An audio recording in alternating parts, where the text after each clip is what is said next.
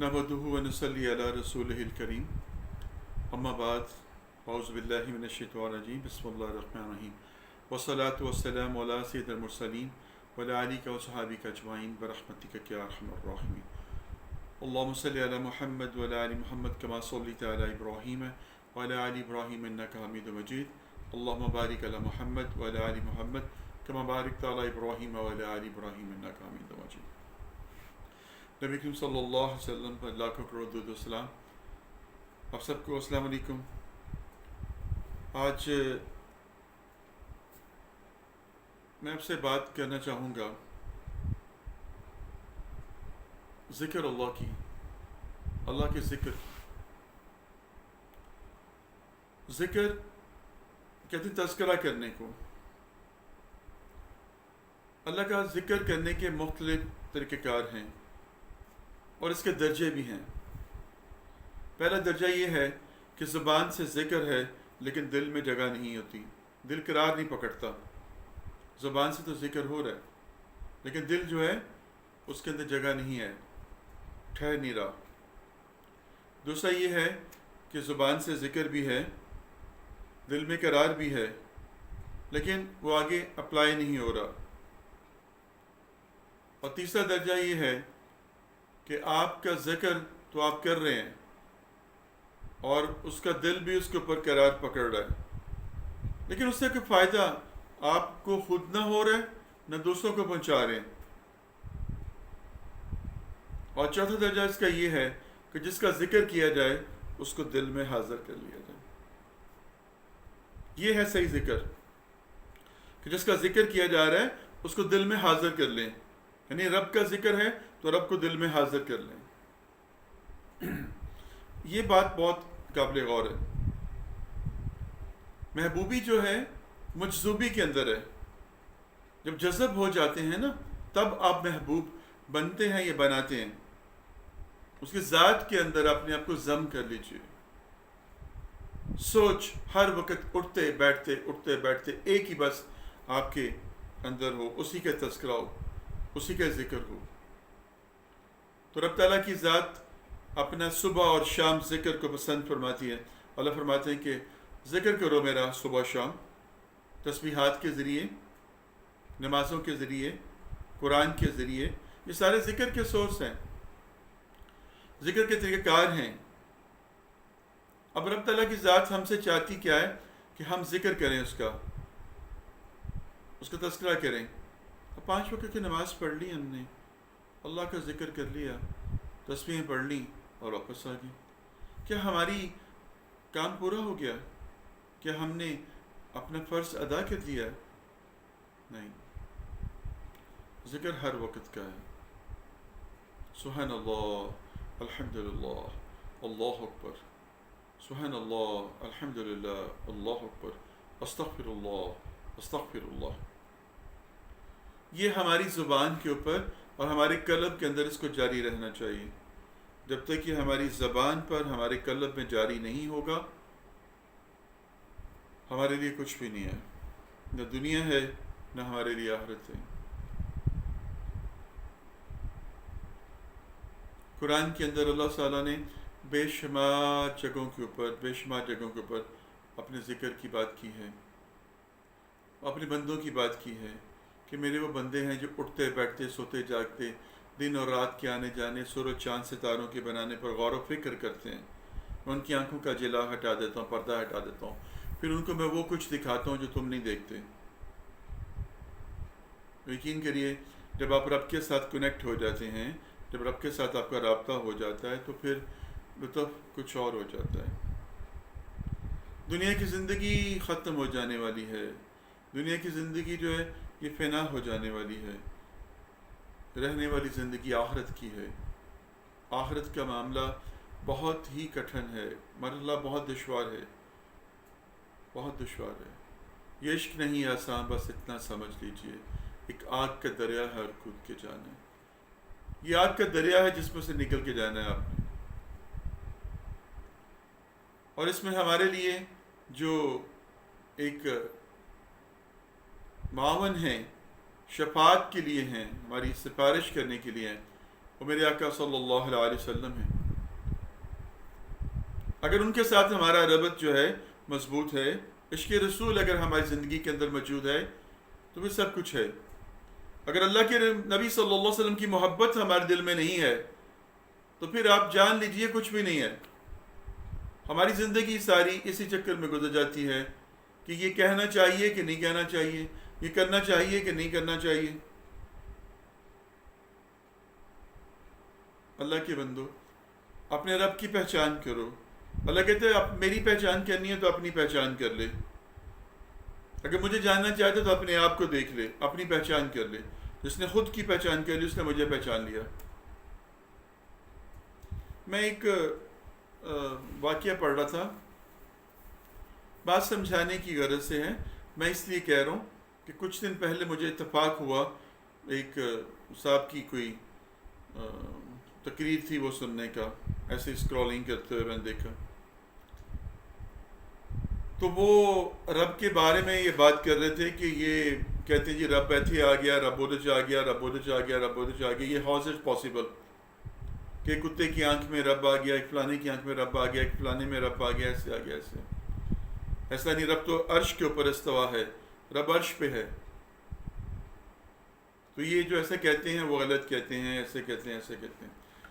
مجھے ہنسی بھی آئی اس بات کو سن کر، اور میں نے سوچا میں آپ سے شیئر بھی کر لوں. اس بات کا صرف اتنا سا جواب ہے، جو یہ سمجھتے ہیں کہ رب صرف رحمان عرش کے اوپر ہے تو اپنے عقیدے کو درست کر لیں. وہ رب کو ایک مجسم کے طور پر دیکھ رہے ہیں، رب کو ایک شخصیت کے طور پر دیکھ رہے ہیں، یہ سمجھ رہے ہیں. قرآن میں اللہ نے فرما دیا ہے، سورۃ نور میں اللہ فرماتا ہے اللہ نور السماوات والارض. اللہ نور ہے جو زمین اور آسمانوں میں پھیلا ہوا ہے. ایک بوتل کے اندر پانی ہے یا دودھ ہے، میں اس کو نکالتا ہوں ایک گلاس کے اندر، میں کہتا ہوں یہ گلاس میں کیا آپ کہتے ہیں دودھ یا پانی ہے؟ میں کہتا ہوں اس میں آپ کہتے ہیں دودھ یا پانی ہے. اب میں اس کو واپس اس کے اندر اڈیل دیتا ہوں، میں آپ سے کہتا ہوں کہ اب یہ کیا ہے؟ آپ کہتے ہیں سارے کا سارا پانی ہے تو پانی ہے، دودھ ہے تو دودھ ہے، وہ اس کا حصہ بن گیا. اب اس میں سے آپ کوئی ڈسٹنگوش کر سکیں گے کہ یہ حصہ دودھ ہے، یہ حصہ یہ ہے، یہ حصہ یہ ہے، یہ گلاس والا حصہ ہے، یہ بوتل والا حصہ ہے؟ جب مل گیا نہیں کر سکتے. تو اللہ نور ہے جو ہر ایک جگہ پر، ہر ایک ذرے میں پھیلا ہوا ہے، ہر ایک چیز میں ہے. ہماری سوچ نظر اس کا احاطہ نہیں کر سکتی. ٹھیک ہے. اور دوسری بات یہ کہ میں آپ کو اپنی ذات کی بات بتانے لگا ہوں. اوائل میں جب میرے اندر بھی یہ ابہام اور سوچ پیدا ہوئی، اشکال پیدا ہوئے کہ رب کے بارے میں جاننا چاہیے، رب کے بارے میں رب کیا ہے، اس نے کیسے سب کچھ کریٹ کیا، کیسے یہ سب کچھ بن گیا، تو سوچتے سوچتے سوچتے سوچتے دماغ کے اندر جو ایک اس سے دھواں سا نہیں بھر جاتا، ایسے بھر گیا. لیکن سمجھ کچھ نہ آئی، سمجھ کچھ نہیں آئی اس کی. تو اس کی سمجھ اب یہ ہے کہ جہاں سے انسانی سوچ ختم ہوتی ہے وہاں سے رب شروع ہوتا ہے. یہ مشینری اسی کی بنائی ہوئی ہے، یہ اسی کا ہی ہے، اس کے اندر ڈیٹا سارا اس نے فیڈ کیا ہوا ہے. تو جب اس نے اس میں فیڈ ہی نہیں کیا ہوا کہ اس کے بارے میں پہچان کی جا سکے، سوچتے سوچتے آپ کے دماغ میں غبار بڑھ گیا، کچھ سمجھ نہیں آئی. تو پتہ چلا کہ یہ اس سے آگے رب شروع ہوتا ہے. جہاں پر انسانی سوچ ختم ہوتی ہے اس سے آگے رب شروع ہوتا ہے. اور قل هو اللہ احد اللہ الصمد لم یلد ولم یولد ولم یکن له کفوا احد. وہ یکتا ہے، تنہا ہے، اس کا کوئی ثانی نہیں ہے، نہ اسے کسی نے پیدا کیا نہ اس نے کسی کو پیدا کیا، بے نیاز ان سب چیزوں سے. اور دوسری بات یہ کہ وہ کہتے ہیں واسع کرسی السماوات والارض، اس کی کرسی زمین اور آسمانوں میں پھیلی ہوئی ہے. اب کرسی زمین اور آسمانوں میں پھیلی ہوئی ہے تو رب پھر عرش پہ کہاں ہوا؟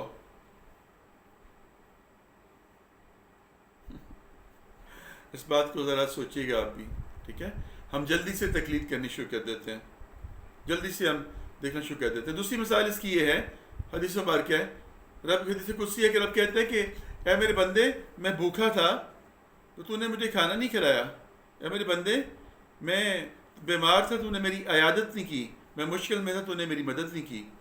تو انسان کہتا ہے کہ رب تو مشکل میں کیسے، تو بیمار کیسے، تو بھوکا کیسے؟ تو رب کہتے تیرا فلاں رشتہ دار، تیرا ہمسایہ، تیرا وہ بیمار تھا، بھوک میں تھا، تکلیف میں تھا، اگر تو اس کی بیمار پرسی کے لیے آتا، اگر تو اس کی خبر گیری کے لیے آتا، اگر تو اس کی مدد کے لیے آتا تو مجھے وہاں ہی پاتا۔ تو اب اس کا مطلب کیا ہوا کہ وہ بندے سارے خدا بن گئے، وہ رب بن گئے؟ نہیں، رب نور ہے اور روح بھی نور ہے، اس کی کریشن بھی نور سے ہے۔ تو ہم اس کے لیے کوئی کیٹیگری نہیں بنا سکتے، ہم اس کے لیے کسی قسم کا اس کی باؤنڈ نہیں کر سکتے، کسی ایک خاص جگہ پر اس کو اسپیسیفائڈ نہیں رکھ سکتے کہ یہ یہاں پر ہی ہے، یہاں پر نہیں ہے۔ وہ ہر جگہ موجود ہے۔ زمین کے اندر وہ کہتے ہیں کہ زمین میں پھٹنے والا جو بیج ہے اس کی آواز بھی میرے کان سنتے ہیں، اور ایک پتا بھی نہیں گرتا ماں سوائے میرے حکم کے، مجھے اس کی بھی خبر ہوتی ہے۔ اب جہاں پر اتنی گرپ ہے، اتنی اسٹرانگنیس ہے، اتنی بانڈنگ ہے، وہاں پر آپ کیا کریں گے؟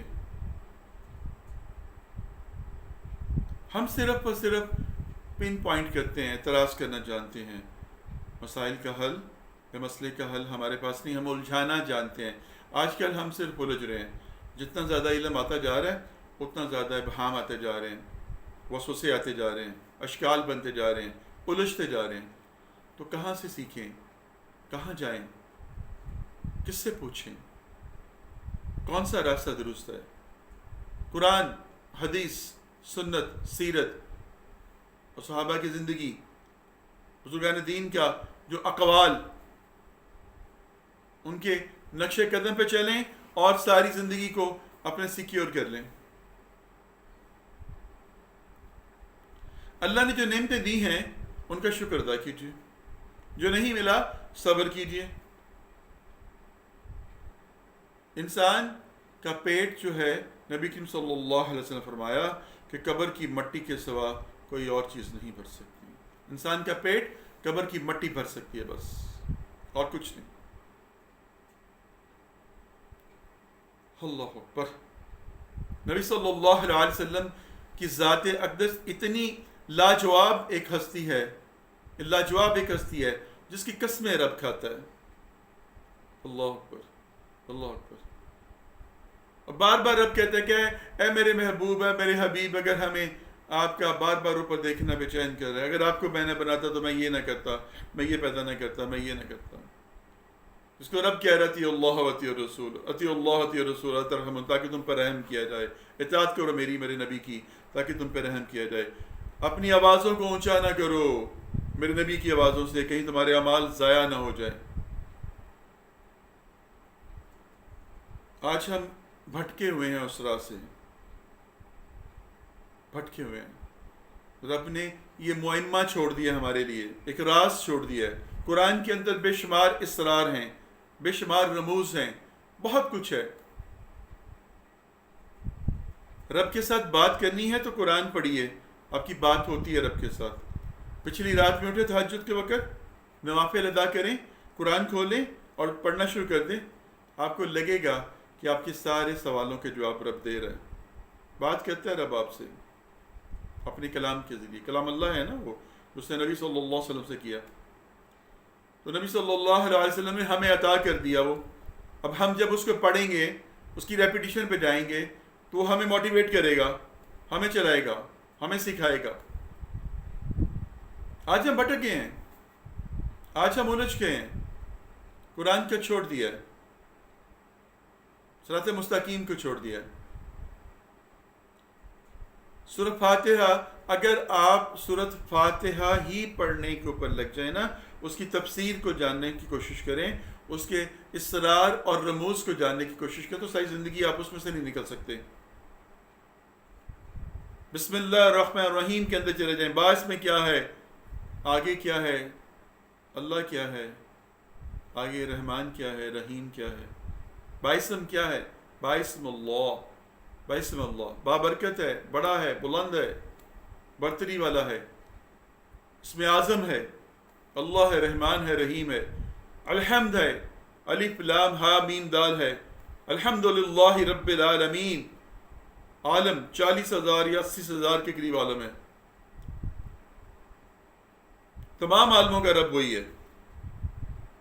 مالک یوم الدین، مالک ہے یوم دین کا، آخری روز کا۔ ایاک نعبد و ایاک نستعین، اے اللہ ہم تیری عبادت کرتے ہیں، تجھ سے ہی مدد چاہتے ہیں۔ کیا؟ اہدنا الصراط المستقیم صراط الذین انعمت، صراط مستقیم پہ چلا دے۔ صراط مستقیم کون سا ہے؟ میرے نبی کی راہ، میرے نبی کے عشق، میرے نبی کی محبت کے اندر چلا دے ہمیں، وہ صراط مستقیم ہے، سیدھا راستہ ہے۔ انعمت، جن پہ تیرا انعام نازل ہوا، یہ کون ہے؟ یہ انعام والے کون ہیں؟ اللہ اکبر، یہ مقربین ہیں۔ مسلمان تو ہم ہیں، مومن پھر مقرب، اللہ کے جو قرب پا لیتے ہیں، جن پہ اللہ کے انعامات ہوتے ہیں۔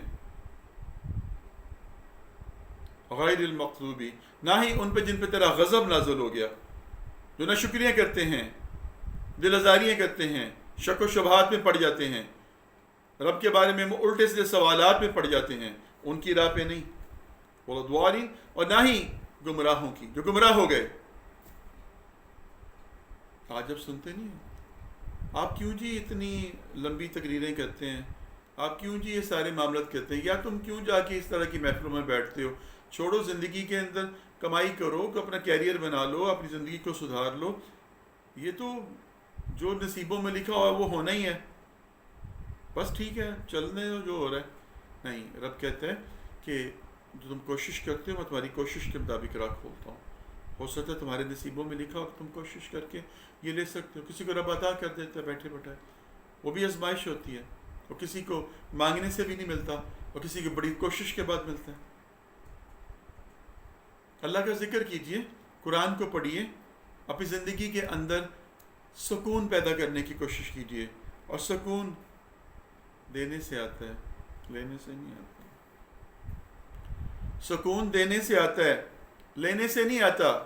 اگر آپ سکون چاہتے ہیں، کسی کے سکون کا باعث بن جائیے، آپ کو سکون آ جائے گا۔ اطمینان چاہتے ہیں، کسی کو اطمینان پہنچانے والے بن جائیے، اطمینان آ جائے گا۔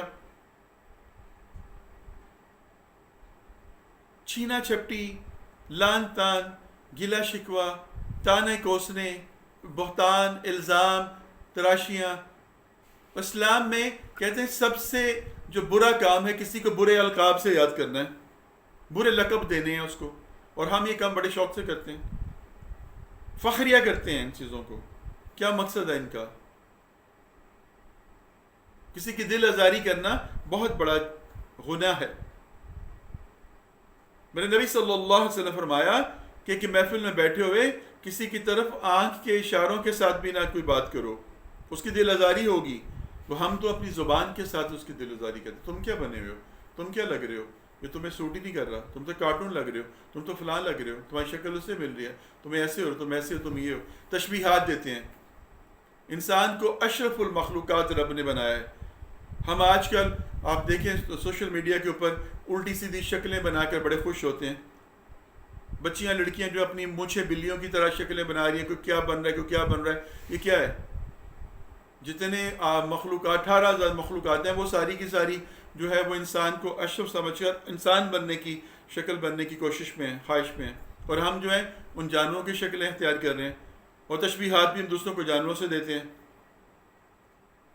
تو پھر سوچ لیجیے کہ آپ کی انسانیت کہاں پر ہے، آپ کیسے انسان ہیں؟ نبی صلی اللہ علیہ وسلم نے فرمایا کسی کے ساتھ بیٹھ کر کھانا کھاؤ، کسی کے ساتھ سفر کرو، تمہیں اس کی نیچر کا پتہ چل جائے گا، اس سے گفتگو کرو، اس کی سوچ کا پتہ چل جائے گا، اس کی ایک بات ہی اس کی شخصیت کی عکاسی کر دے گی۔